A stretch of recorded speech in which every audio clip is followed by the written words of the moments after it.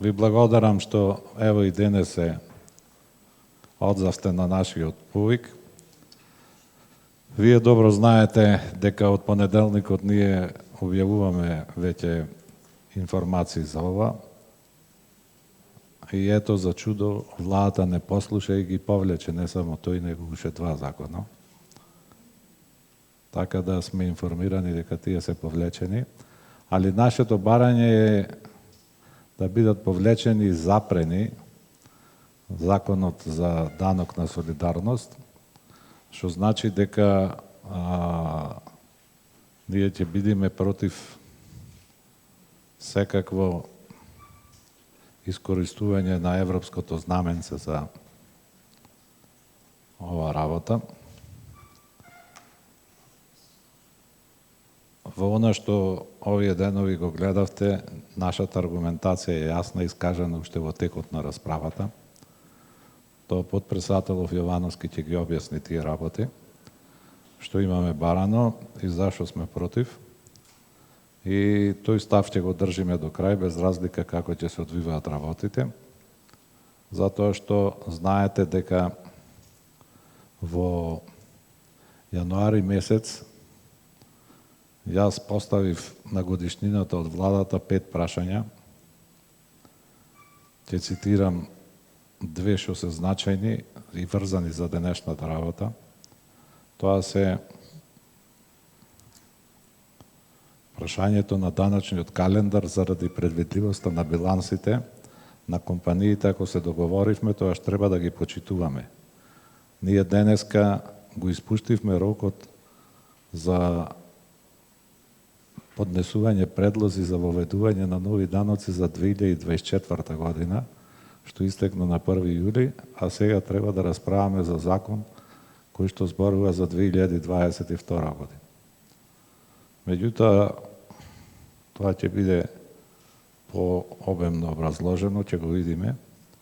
И втората работа е дека бидејќи славиме годишнини, упозорив немој оваа година да прославиме 12 години од иницијативата за промена на член 218 од Законот за извршување или 10 години од иницијативата за воведување на холдинг друштва или 7 години од иницијативата за зголемување на контролниот праг за преземање на акционерските друштва или 5 години од барањето за промена на методологијата на пресметка на придонесите за пензиско инвалидско осигурување. Донесете ги прво овие закони, па потоа не почитувајќи го даночниот календар, предлагајте нови закони. Значи, точно и прецизно е наведено дека може да дојде до вакви ситуации. Ние понатака укажуваме и остануваме дека е невозможно да градиш предвидлива бизнес клима ако 12, 10 или 7 години не носиш клучни закони кои што би го подобрили работењето на компаниите во еден чуден лавиринт на администрацијата, а сега се носат закони по скратена постапка или со европско знаменце, кои требат како слаломашите да помини на брзина низ собранието и низ бизнес заедниците и на таков начин да биде донесено. Така да, мислам дека се наоѓаме сега пред еден сериозен предизвик во кој што треба да ги одмереме аргументите на еден начин на кој што ќе биде партнерски поставен. Тоа значи дека добро би било да се остане ново решение да се повлечат тие закони, а да во разговор со бизнес заедниците се најде некакво решение кое што ќе ги задоволи и нашите барања, а да не се оди со скратени постапки, затоа што мислам дека тоа не носи добро никому. Законите со скратени постапки или со европско знаменце често знаат да бидат злоупотребени, така да мислам дека е добро да имаме време да поразговараме околу тие прашања заеднички. Што се однесува до конкретнава работа која што е пред нас денеска, ние ова барање го подкрепивме со 500 подписи на нашите компании кои што стојат за ова решение. го подкрепивме со подписи на сите значајни органи и тела во комората. Вие знаете дека комората е сложена институција, така да мислам дека ево ги имате на увид, и ќе ги добиете тука во посебни папки, да ги имате и да ги видите, што значи дека тоа ќе биде подкрепено со поддршка на најголем дел од нашите членки, а и на други институции во државата. Сега сакам да резимирам, уште еднаш и она што го вчера потенциравме, излезното решение од целата ситуација ние го гледаме во подпишување на декларацијата за општествен консензус во кој што во наредните 10 години бизнисот би станал приоритет врхунски, наместо политичките работи, со што би направиле сериозна пресвртница во нашето морално однесување кон оно од што живееме. Второ, гаранција за тоа би било подпишување на договор меѓу јавниот, односно државата и приватниот сектор, во кој што би се регулирале меѓусебните односи, и тоа може да се направи во наредните неколку месеци. И тука ќе имаме сериозна поддршка и од Унијата на германските комори, кои што има искуство во тие работи. И третата работа, која што е имплементацијата на тој договор, значи дека нема да има промена при промена на власта, промена на одредбите на таков договор, него ќе се почитува правниот континуитет кој што за вакви ситуации е најдобар и ја гарантира предвидливоста.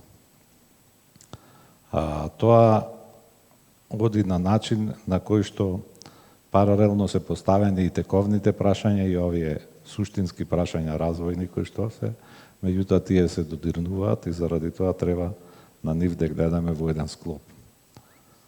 Сега би сакал потпредседателот Јовановски да малку образложи ова што го читате овие денови, што се нашите забелешки интенции, а после тоа ќе имате можност да поставите прашања и да на крајот поентираме со што е нашата цел понатака и како ќе ги се одвиваат тие работи. Ова е Лизуки. Неколку поенти. Она што бизнис заедницата го сака, тоа е постоење на систем и предвидливост.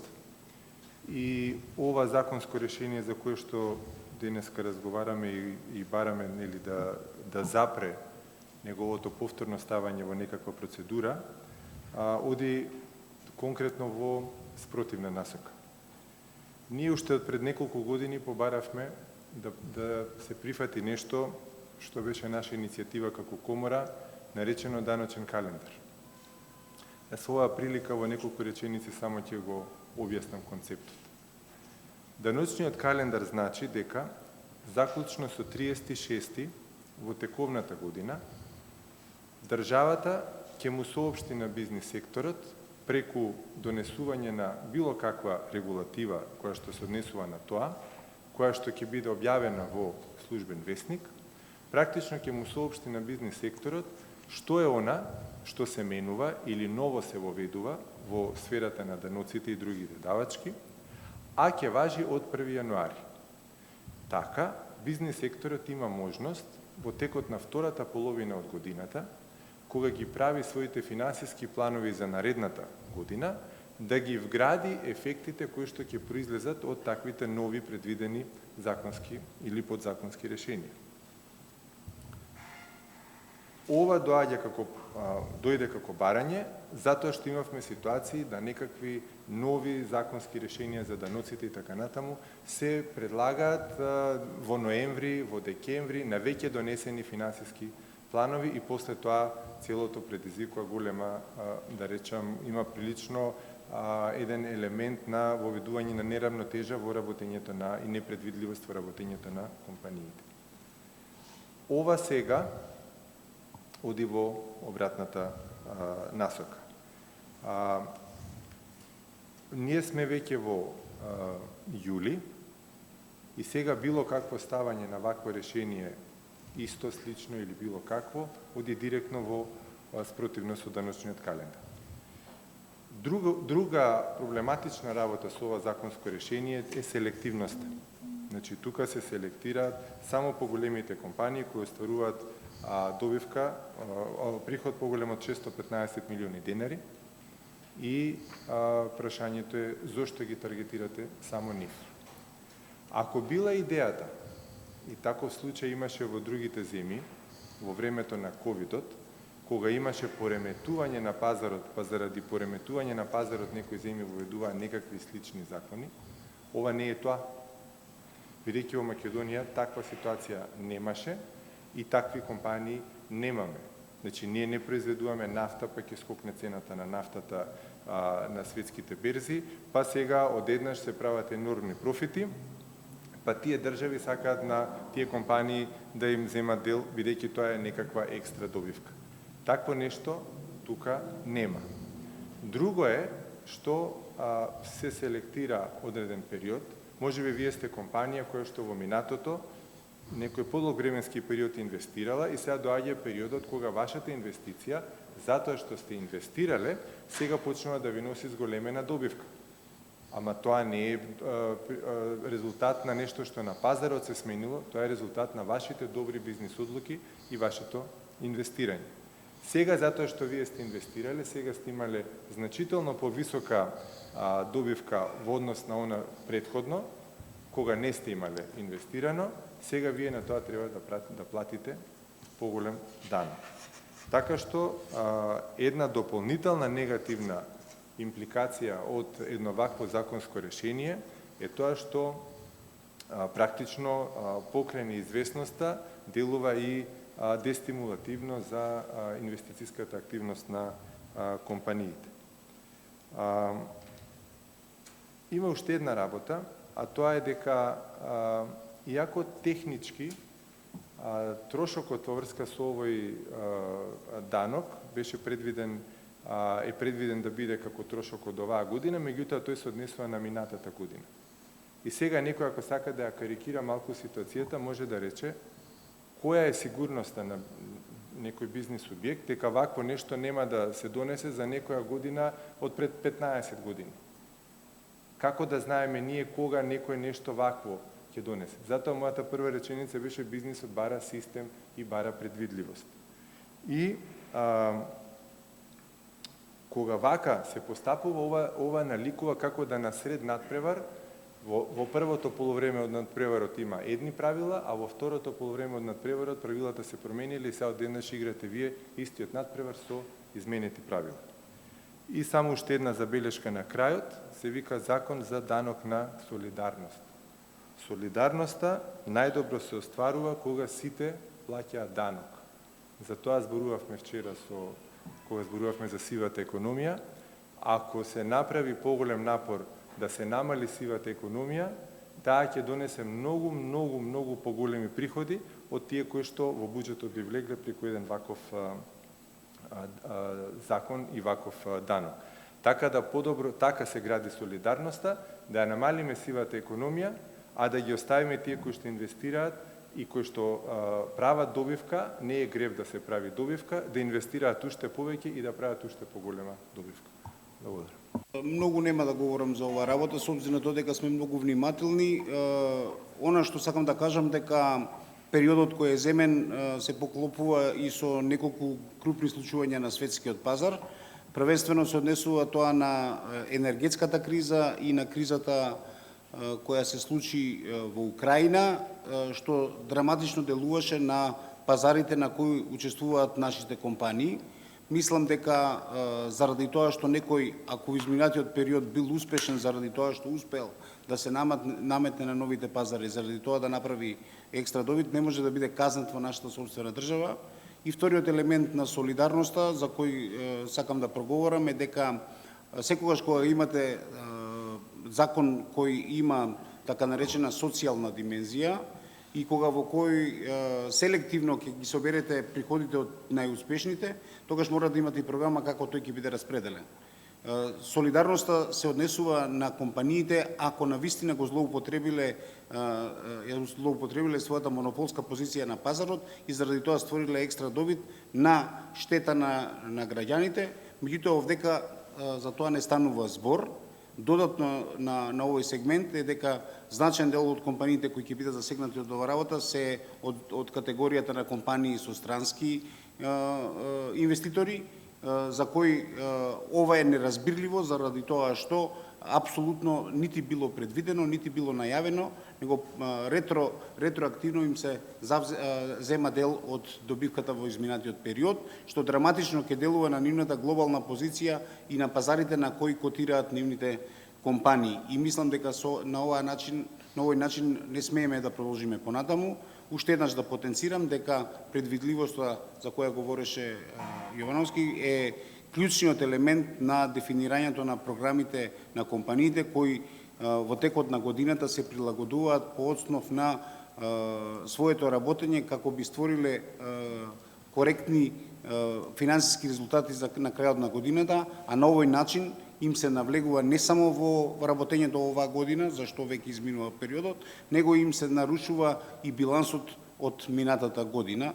И мислам дека владата ќе има разбирање да не продолжи со овој данок.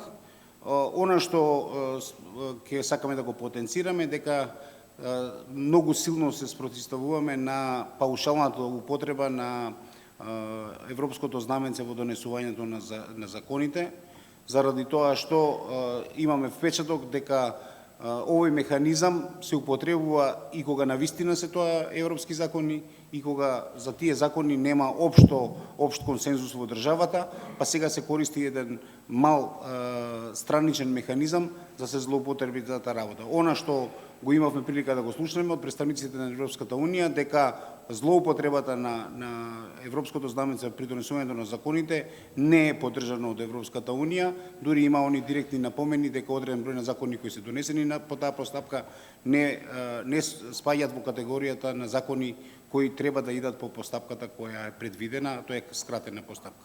Толку кратко, па ќе поразговараме, повелете.